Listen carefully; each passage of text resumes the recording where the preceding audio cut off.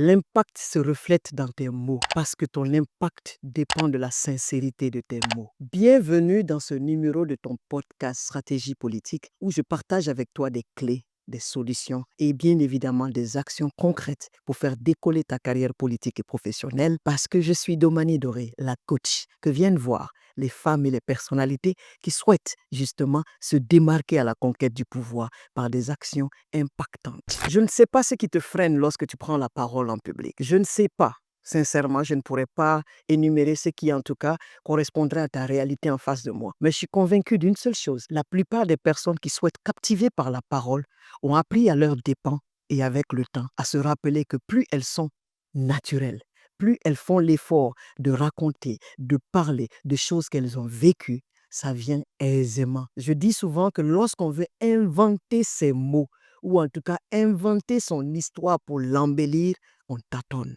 Aie confiance d'abord en ton histoire et ensuite fais confiance à ceux et celles qui t'invitent à prendre la parole. On n'invite pas quelqu'un qui n'a rien à dire. Si tu as quelque chose à dire, c'est parce que ton parcours, ton background, tes diplômes, la personne que tu es, les actions que tu poses, que quelqu'un a pu déceler, si en tout cas tu communiques peu. Là où quelqu'un a pu dire appelez Madame telle, c'est parce que justement tu as la légitimité de ton expertise. Et ces personnes ne t'ont pas appelé parce qu'elles souhaitent que tu fasses celle qui va faire rire toute la salle. Non. Ce n'est pas le but d'une prise de parole. La prise de parole, en public notamment, c'est partager ton histoire à travers ton expertise et réussir à semer des graines chez les autres. C'est vrai, il y a ce qu'on appelle des petites techniques, notamment comme introduire avec une petite histoire. Tu as cette histoire qui t'appartient, notamment être sincère avec ton public en leur rappelant que tu es vraiment honoré d'être là.